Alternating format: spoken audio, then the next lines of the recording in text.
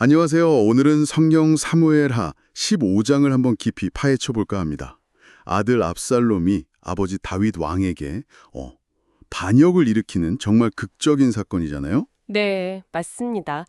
이게 단순한 가족 간의 갈등, 이걸 넘어서서요, 정치적인 술수, 또 민심이 얼마나 중요한지, 그리고 극한 상황에서 리더가 어떤 선택을 하는지, 이런 것들을 아주 생생하게 보여주는, 흥미로운 장이죠. 네. 바로 이야기로 들어가 보죠. 시작부터 압살롬의 움직임이 좀 심상치가 않아요. 자기를 위해 병거와 말을 준비하고 호위병도 50명이나 두고요. 그렇죠. 그러고는 매일 아침 일찍 성문 곁에 딱 서 있는 거예요. 재판받으러 오는 사람들한테 접근하려고요. 네, 맞아요. 이게 그냥 보여주기 식이 아니라 아주 계산된 행동이죠. 사람들한테 다가가서 어디서 왔냐 묻고 사연을 들으면서 막 공감하는 척해요. 뭔가 좀 꿍꿍이가 있어 보이는데요. 그렇죠. 내일이 옳고 바른데 왕께서는 내 송사를 들을 사람을 세우지 않았다. 이런 식으로 말하면서 은근히 다윗 왕에 대한 불신을 심는 거죠. 사람들의 불만을 이용하는 거네요. 네. 심지어는 내가 재판관이 되어서 정의를 행하고 싶다. 이렇게 말하면서 뭐랄까 자기가 대안이라는 걸 어필하는 거죠. 와, 되게 적극적이네요.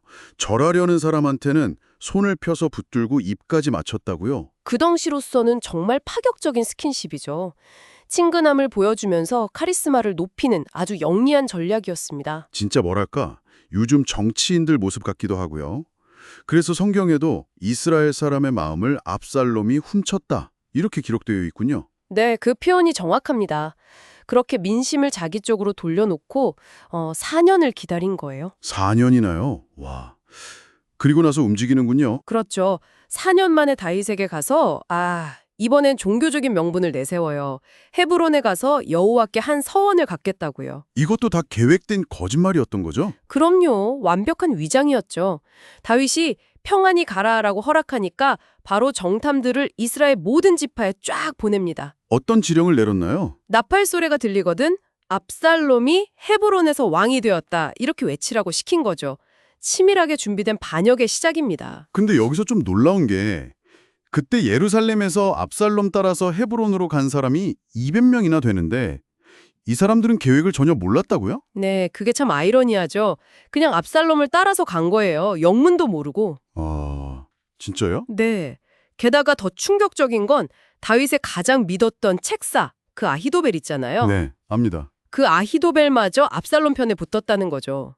이건 반역의 무게감이 확 달라지는 순간입니다. 와, 다윗 진영에서는 정말 하늘이 무너지는 소식이었댔네요. 그렇죠. 아히도벨의 합류는 반역의 성공 가능성을 엄청나게 높인 사건이었으니까요. 결국 전령이 다윗에게 달려와서 보고하죠. 이스라엘의 인심이 다 압살롬에게로 돌아갔습니다. 이제 다윗은 어떻게 하나요? 여기서 다윗의 위기 대처 능력이 보입니다. 즉시 예루살렘을 버리고 피난 가기로 결정해요. 수도를 버린다고요? 네, 이게 단순히 도망치는 게 아니에요. 예루살렘에서 싸우게 되면 성읍이 파괴되고 백성들이 다칠 테니까 그걸 막으려는 거죠. 일종의 전략적인 후퇴라고 볼 수 있습니다. 리더의 고뇌가 느껴지는 부분이죠. 그런 위급한 상황에서도 다윗 곁을 지키는 사람들이 있었네요. 신하들이 왕께서 결정하시는 대로 저희는 따르겠습니다. 이렇게 말하고요. 네, 정말 충성스러운 신하들이죠. 다윗은 후궁 10명만 남겨서 왕궁을 지키게 하고 나머지 가족, 신하들, 그리고 그렛 사람, 블렛 사람 같은 용병들, 특히 가드에서 온 600명의 용병들과 함께 예루살렘을 떠납니다. 피난길도 쉽지 않았을 텐데요. 가드 사람 입대 이야기가 나오네요. 네. 이 입대의 이야기는 정말 감동적입니다. 다윗이 피난길에 입대를 만나는데 입대가 망명객이고 어제 막 합류한 사람이거든요. 네, 얼마 안 된 사람이군요. 그러니까 다윗이 너는 돌아가서 새 왕, 압살롬과 함께 있는 게 낫지 않겠냐? 나는 지금 어디로 갈지도 모르는데 왜 나를 따르려 하느냐? 이렇게 권해요. 배려죠. 그렇죠. 부당 주기 싫었겠죠. 그런데 입대가 뭐라고 하냐면 여호와의 살아계심과 내주 왕의 살아계심으로 맹세하는데 진실로 내주 왕께서 어느 곳에 계시든지 사나 죽거나 종도 그곳에 있겠습니다. 이렇게 답합니다. 와, 정말 대단한 충성심이네요. 아들한테 또 가장 믿던 참모한테 배신당한 상황에서 이런 말을 들었으니. 그렇죠. 이방인 용병의 이런 흔들림 없는 충성이 다윗에게는 정말 큰 위로와 힘이 되었을 겁니다. 그래서 다윗도 그의 충성을 받아들이죠. 백성들은 울면서 기드론 시내를 건너 광야길로 향하고 이때 제사장들이 언약궤를 메고 따라오네요. 네, 사독과 레위 사람들이 하나님의 언약궤를 메고 따라오는데 여기서 다윗이 또 한 번 중요한 결정을 내립니다. 어떤 결정이죠? 언약궤를 다시 성읍, 예루살렘으로 돌려보내라고 해요. 아, 왜요? 위험할 수도 있는데. 이때 단순히 궤를 안전하게 하려는 걸 넘어서는 의미가 있어요. 자신의 운명을 온전히 하나님의 뜻에 맡기겠다는 그런 신앙의 표현인 거죠. 만일 내가 여호와 앞에서 은혜를 입으면 다시 돌아오게 하실 것이고 기뻐하지 않으시면 그분의 뜻대로 하시옵소서 이렇게 말하거든요. 아, 모든 걸 내려놓는 심정이군요. 네. 근데 동시에 아주 현실적인 전략도 세웁니다. 제사장 사독과 아비아달 그리고 그 아들들을 예루살렘에 남겨서 정보 통로로 활용하려는 거죠. 정보를 주고받게요? 네. 신앙적인 결단과 현실적인 전략이 함께 가는 모습입니다. 정말 대단하네요. 슬픔 속에서 감람산 길을 오를 때 아히도벨이 압살롬에게 갔다는 소식을 듣고 그 모략을 어리석게 해달라고 기도하는데 바로 그때 또 누가 나타나죠? 타이밍이 정말 기가 막히죠. 다윗의 오랜 친구 후세가 옷을 찢고 흙을 머리에 뒤집어 쓴 채 나타납니다. 슬픔을 표현하는 거죠. 네.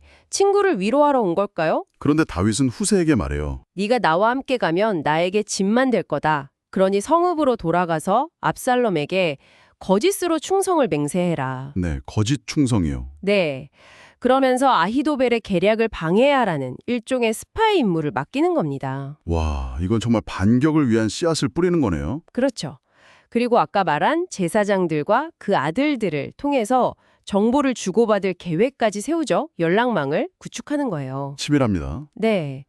후세는 즉시 성읍으로 돌아가고 때마침 압살롬도 예루살렘에 입성하면서 이 장이 딱 끝납니다. 이제부터 본격적인 첩보전이 시작되는 거죠. 아, 정말 오늘 살펴본 사무엘하 15장은 한편의 드라마 같아요. 치밀한 계획으로 권력을 잡으려는 야망, 또 모든 것을 잃은 상황에서도 신뢰와 전략으로 위기를 돌파하려는 리더십. 이게 너무 극명하게 대비되네요. 그렇습니다. 압살롬의 그 계산된 행동들, 또 다윗이 도망가면서 내리는 결정들을 보면 리더십의 여러 측면을 생각하게 하죠. 위기 상황에서의 결단력이라든지 충성심의 가치, 또 보이지 않는 손에 대한 믿음까지 정말 많은 질문을 던지는 것 같습니다. 특히 아히도벨이라는 최고의 지략가와 후세라는 충성스러운 친구, 이 두 참모의 대결 구도가 앞으로 어떻게 펼쳐질지 정말 궁금해지네요. 네, 그게 앞으로의 이 얘기의 핵심이 될 겁니다. 대신과 충성, 계산과 믿음이 막 교차하는 이 이야기 속에서 여러분은 어떤 인물의 선택에 더 마음이 가시나요? 만약 여러분이 그 상황에 처했다면 어떤 길을 선택했을지 한번 생각해 보시는 것도 흥미로울 것 같습니다. 저희는 다음에 더 깊이 있는 이야기로 돌아오겠습니다.